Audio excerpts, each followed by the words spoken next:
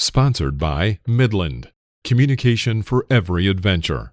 The industry leader in radio communication technology and innovation for over 50 years.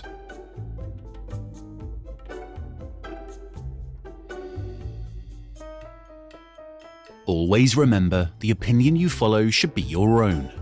Just consider the things stated here to be a second opinion from a complete stranger online.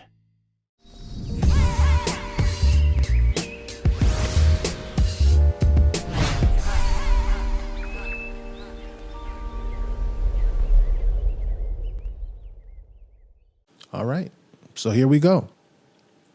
Welcome to the debut episode of the Random Waypoints Podcast. We'll be doing an episode every week, so subscribe and hit the notification bell to make sure you don't miss an episode. I already know. I know you're asking, why another podcast? Why another Overland podcast? What are you going to cover that's not already out there?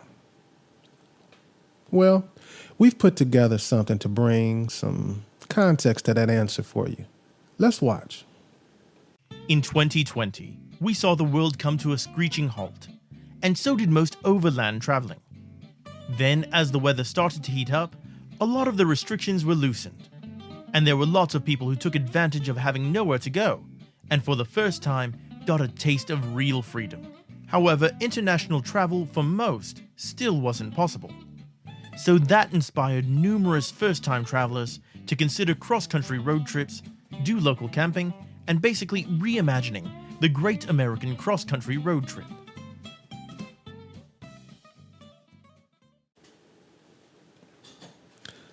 The interest in overlanding actually increased this past year. Mindsets have changed and eyes have been opened. And now, with vaccinations starting to be administered, it seems things may go somewhat back to normal. But I don't think for many, they can ever really get back to normal in their hearts and minds after spending time traveling and being on the road. I met many people this year on my journeys who were leaving their home state for the first time. And now they're on some epic adventure they always thought was a dream. I talked to an older couple who always wanted to visit all the major national parks, and this was the first time they had the opportunity. They mentioned as they get closer to their goal now, they're interested in seeing even more. And there were several occasions where I met more than one family traveling together across the country, adventuring for the summer together. You don't just get a vaccination and move on from those type of experiences. That's why I predict a boom year for U.S. overland travel in 2021. And making the assumption that international travel is most likely going to be the last thing to get back to normal, I thought it would be an excellent time to inspire and inform others about overlanding. I'll cover the not-so-sexy topics that slip through the cracks. We'll talk about things like the not-so-glamorous side of solo travel, security, strategies for winning national park lotteries. We'll explore topics like getting the proper insurance for your overlanding rig, answer questions like, are you leaving yourself financially exposed, not having adequate travel insurance? Practical real-life safety tips for cities as well as when you're in more remote areas. There will be versus battles of gear and product like underwear, socks, cast iron, showers, stoves, you get it. Also this year, I noticed that electric assist bicycles or e-bikes have grown in popularity during the pandemic, allowing people with varying physical abilities to enjoy biking and escape from lockdowns. Overlanders are incorporating them as a way to go even farther and be more remote. And I recently read that electric bikes are projected to overtake car sales later this decade in Europe. I just received a new Rad Power electric bike, which I plan to incorporate into my overland travels this year. So if that's something you're into or curious about, I'll keep you posted on my progress, and I'll be announcing group off-road rides this summer all across the U.S. Now, over the years during my travels, I've observed many similarities between overlanders. For many, overlanding is a means to other pursuits and hobbies. they seem to fall into groups, and some of those groups intersect. There's the beverage group there's the beverage with a view group. These are people whose top priority is camping in very scenic locations, as well as stopping in scenic locations with the goal of drinking their favorite beverage there. I personally love a fresh cup of coffee in the morning, enjoying a picturesque sunrise. One of the biggest groups by far is the group who intertwine their passion for overlanding with photography and filmmaking. If you love landscape photography or wildlife photography, overlanding fits perfectly. I love to enjoy the beautiful images and videos on social media they share. Now, the most universal group is those who love to eat. Who doesn't enjoy a delicious meal at camp or along the trail? I haven't met anybody yet that isn't in this group. Everybody loves to eat, but some have a real passion for the cooking part. So if you fall into any of those groups, you'll enjoy my periodic product reviews, demonstrations, camp recipes, and taste tests. We'll take a look at things like binoculars, cameras, coffee, wine, and top shelf liquor, specialty food items, and all types of things. And yes, I'll be giving my perspectives on all the usual suspects, rigs, tents, fridges, blah, blah, blah. There will be interviews with some of your favorite overlanders from social media. We'll be talking to vendors about their products and just interesting people that I think you'll enjoy. Because of the amount of travel I do each year and the distances I cover, I'm often asked questions on Instagram that I think can be more effectively answered and shared with you here on the podcast. I'll be able to delve deeper into the questions I get, things like navigation, which I'm asked about most often. I can share my experiences on the road, both good and bad, and provide long-term critique of gear related to this whole overlanding thing. And please, feel free to put your questions in the comments. I'll be reading every one. I've had some of you specifically reach out to me recently to inquire about the studio. Well, we have a multi-camera setup and a workspace equipped for interviews, and there will be animations and visual aids when demonstrating products, illustrating points and referencing current information. And we're currently fine-tuning our workflow and will be very soon including multiple formats of live community participation during live broadcasts. I currently have an overlanding game show that just started production and have plans to do watch parties, workshops, and interactive streams. And soon we'll be periodically transmitting live before an audience at scenic remote locations, as well as doing multi-camera roving coverage of some of the most popular overlanding and outdoor industry events. I'll update you soon on all of this. Now, with all of that out of the way, let's look at current overlanding news. During this segment, we'll cover various topics with a connection to overlanding in some way. It could be land use news regarding the national parks or the Bureau of Land Management. We'll keep you up to date on any auto industry news when it pertains to relevant and potential overlanding vehicles. There will be camping and outdoor industry news, as well as photography and video, fishing, hiking, and on and on. Now, here's the news. Starting with national parks and BLM news, the U.S. just got a new national park. West Virginia's New River Gorge became the nation's newest national park. The nation's 63rd national park is also the first to be designated as such in the state of West Virginia. The New River Gorge is already a popular destination for outdoor enthusiasts. It's the perfect place for hiking, fishing, rafting, rock climbing, and camping. And despite its name, the river is actually believed to be one of the oldest in North America. It has been important for West Virginians throughout the state's history, serving both indigenous Americans and railway and coal mining communities. In Minnesota, their only national park was just named one of the world's best spots for stargazing. Minnesota's Voyager National Park was just named an International Dark Sky Park by the International Dark Sky Association. Now, this is a designation that recognizes efforts to prevent light pollution and preserve dark skies. To earn it, an area must have an exceptional or distinguished quality of night sky, view of the stars, and nocturnal environment, according to the International Dark Sky Association. Voyagers joins a list of more than 80 places around the world that have been recognized by the association. A few of note are the island of Kosushima in Japan, Glacier National Park in Montana, and the Grand Canyon in Arizona. Now, earlier this year in Minnesota, the Boundary Waters Canoe Area Wilderness was named a dark sky sanctuary. Let's go to California. Due to the wildfires California continues to experience each year, policing and fines for campfires will increase this year.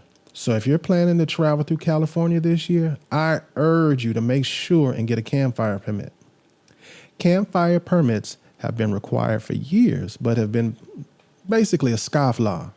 You need a campfire permit, not just for campfires, but any type of open fires or federally controlled lands and private lands that are the property of another person. And that would include things like barbecue pits and portable stoves too. I've left a link down in the description so you can get your free California campfire permit quickly and easily online.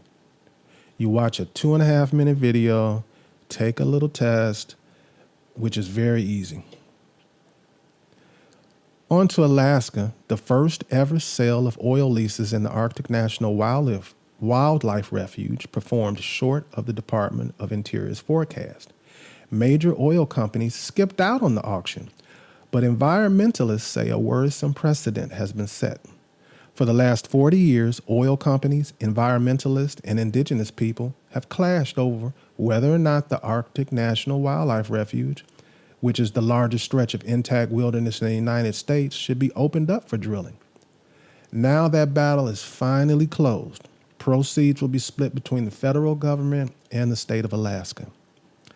And just for your reference, Arctic National Wildlife Refuge coastal plain, where these leases are located, is home to the most imperiled polar bear population in the Arctic and is a crucial habitat for other animals like caribou and migratory birds.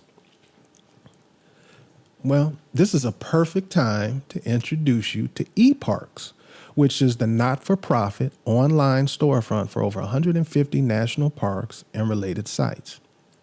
eParks develops and distributes up to 100 new educational products each year.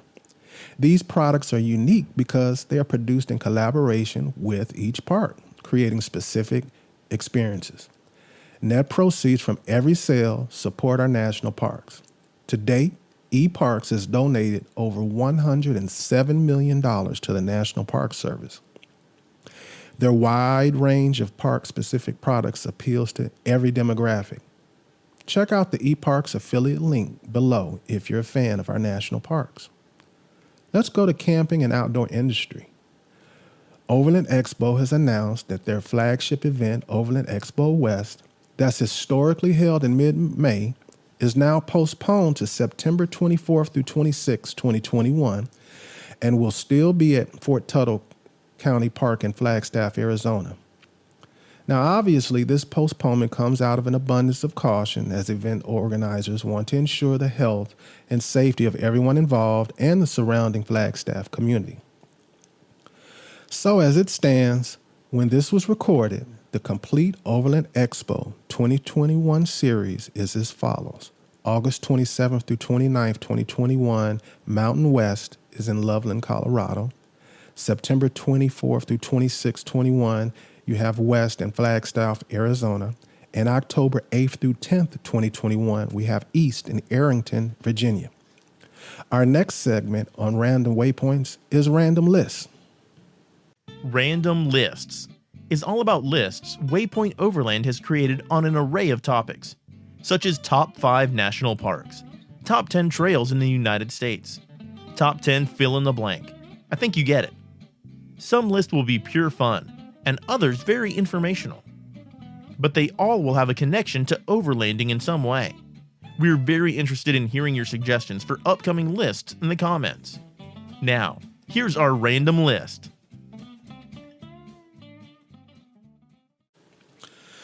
So, as I mentioned before, with the vaccines rollout, it appears like we may get back to some form of normal soon. And in anticipation of that, I've come up with my top 5 best states to overland in 2021. Now that we've come to have a greater appreciation of what we have right here in our own backyard, hopefully this list inspires your next adventure. I used a hodgepodge of criteria heavily influenced by my personal experiences. Some of that criteria was, does the state have a route that traverses it with as much off-road pavement travel as possible? Can't get more overlandy than that. What states are contiguous that you may consider traveling to as well? How many opportunities are there to get out and be remote? Are there any historical sites of note or unique places to visit? What options does the state have for a day of recuperation, which could range from hot springs in the backcountry, a coin-op shower, a mobile taco truck, or a 4-star lodge? So, with that criteria, here are my top 5 states for overlanding in 2021. First on my list is Utah. Utah has an official BDR, or Backroads Discovery Route. If you don't know what a BDR route is, I urge you to check out the official Backroads Discovery Route website. They're a nonprofit organization that creates off-highway routes for dual sport and adventure motorcycle travel. However, almost all these routes can be executed by most stock high-clearance 4x4 vehicles. When planning my itineraries, I preference a route that passes through states that have BDR routes, even if I have no plans of doing that particular route. Next, Utah has Moab. And another thing, Utah has Moab. The town is a popular base for mountain bikers and, of course, for off-roaders who come for the annual Moab Jeep Safari. Moab has a variety of 4x4 and backcountry trails. People from all over the world go there to take on some of off-roading's most difficult obstacles. But you don't have to be a rock crawler. If you're not an avid off-road enthusiast, don't be intimidated. There are plenty of easy beginner trails for you to explore with stunning views and beautiful camp spots. There are 2 national parks, one with massive red rock formations in Arches National Park, and Canyonlands National Park features mesas and butts carved by the Green and Colorado rivers, plus Native American rock art. Dinosaur tracks can be found at sites like Bull Canyon Overlook and Copper Ridge. And in the city, there's a collection at the Museum of Moab that includes dinosaur bones and archaeological artifacts. But let's move on. I could go on and on about different trails and experiences to be had just in Moab. I'll have to go in more depth about that very soon. As much as I love Moab, I actually prefer to go a little further south in Utah, where the population gets sparser, the land gets wider, and I can be more remote. If you come to Utah only once with the goal of getting off-road, seeing the red landscapes Utah is most famous for, and camping in one of the most stunning visual spots you'll ever experience, head south. Head south toward Grand Staircase Escalante National Monument and camp at Ostrom Point Overlook with sweeping panoramic views of winding Lake Powell and wind-eroded sandstone formations like hoodoos. And you can see right across the border into Arizona. The surrounding trails are endless. The camping possibilities are endless. You can extend your journey into Arizona or to Nevada from here, both with many off-pavement options. So, we're at state number 2, which is Colorado. Why not? Let's start with Ouray, Colorado. Now, Ouray is known worldwide amongst the off-road and overlanding community as the Switzerland of America because of the high altitude and tall mountains rising on 3.5 sides of town. Now, in those mountains are a spider web of old historic mining trails that you can take all the way to Telluride in the west, Lake City in the east, or Silverton, which is south of Ouray. A bucket list trail in the area is the famous Black Bear Pass. Now, Black Bear Pass is considered a 10. So if you have a fear of heights, stop right here. It's It's a one-way trail from the top of the switchbacks portion down to the mill and above the town of Telluride, and is approximately 12 miles long. It's an easy trail until you get to the switchbacks and the shell rock shelves on the Telluride side. I recommend a spotter and a skilled driver who knows his vehicle lines well. Every year, people die from sheer falls every year. There can't be mistakes at this altitude. Plan for this trail to take about 2 hours, and it can be longer depending when you go. Make sure to stop and enjoy the remains of Black Bear Mill and the view of beautiful Telluride down below. And when you're almost there, Bridal Veil Falls rewards you with the highest waterfall in Colorado. Now, for something a little milder, but is an awesome trail in its own right, is Engineers Pass. Engineer Pass is about 14 miles if you're coming from Silverton, and I like to do it as a through route to Lake City, which, as a side note, is the new Ouray in my opinion. If you're looking for all the things old timers tell you about Ouray, then head to Lake City. It'll be approximately 20 miles from Engineers Pass to get there. Engineer Pass is the second highest drivable pass in Colorado. Some of the highlights of this trail are all the mines, the ghost towns, the waterfalls, fishing, and the incredible views. It can be navigated by all experience levels. Only warning I have is weather conditions in the high country can change rapidly. This is all just one corner of Colorado. You can traverse the state north to south or vice versa along the Colorado Backcountry Discovery Route. You have the options of connecting the Colorado route with Utah, Arizona, or New Mexico's backcountry discovery routes. There's a lot of opportunities to travel great distances, see very few people, camp remote, and have a great journey.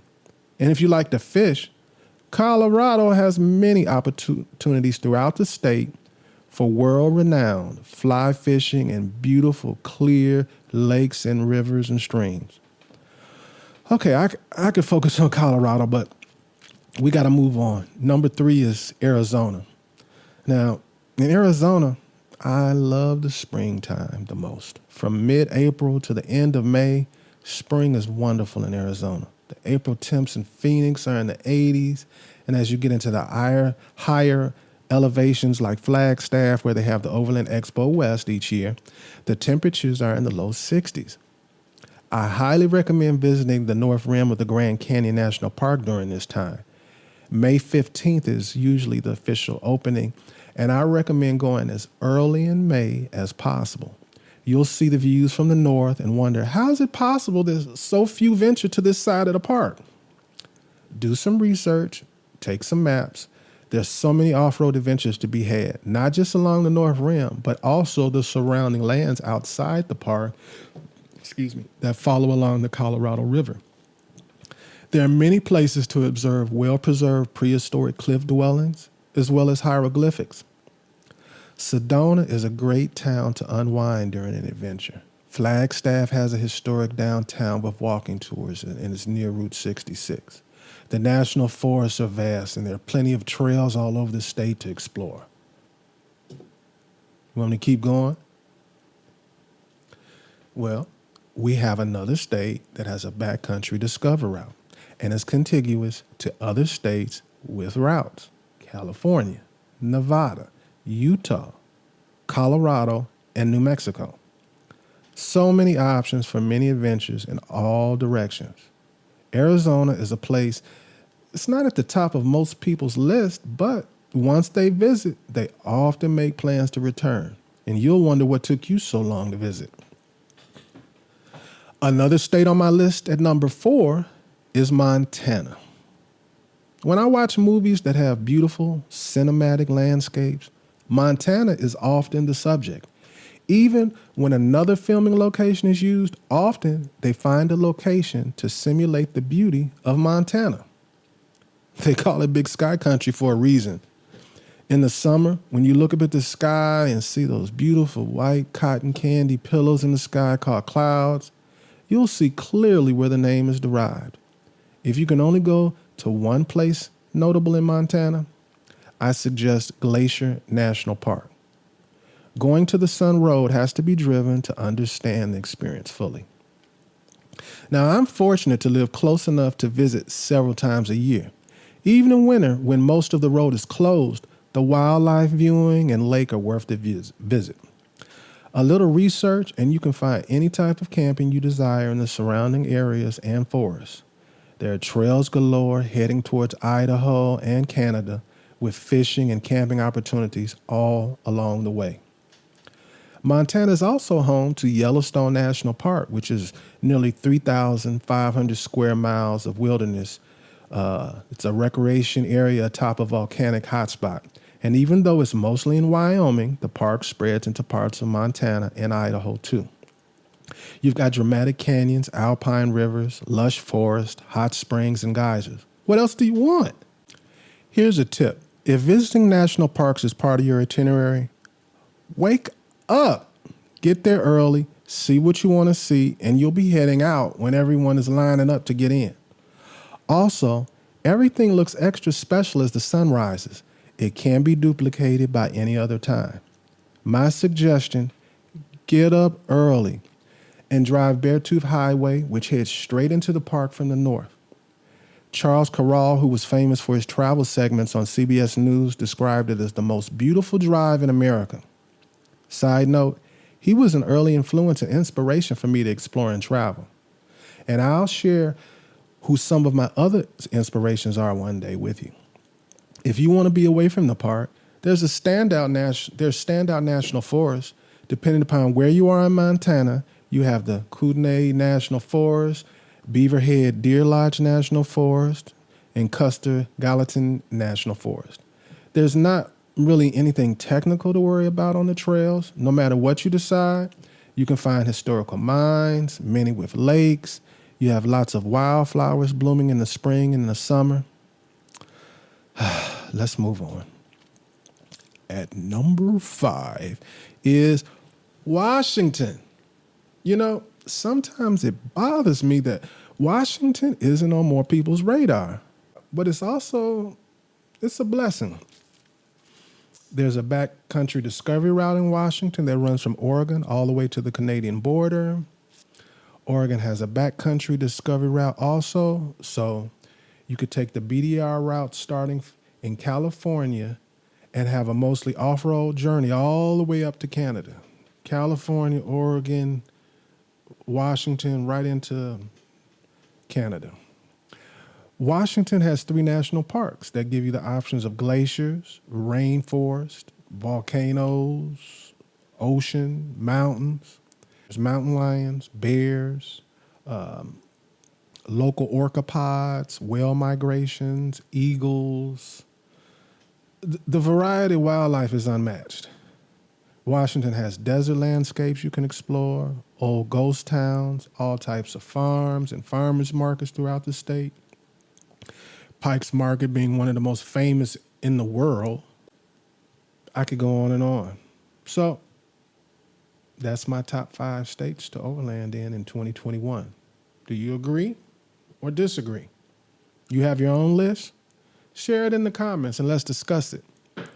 So, with this first episode, this was more or less a way to introduce the podcast to you, to give you an idea of the structure of what we're going to do at the podcast. There's a lot of things that I didn't include in this one because it was the first one, and I knew there'd be a lot of mistakes and things that we need to do. But if you stay tuned for more, we have lots of interviews with lots of interesting people you know, people you don't know.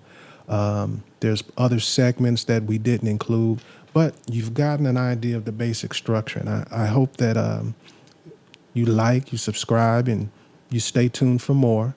And every week it's going to get better and better. See you later. Sponsored by Midland. Communication for every adventure. The industry leader in radio communication technology and innovation for over 50 years. You have been listening to Waypoint Overland's Random Waypoints. Like, subscribe, and stay tuned for more.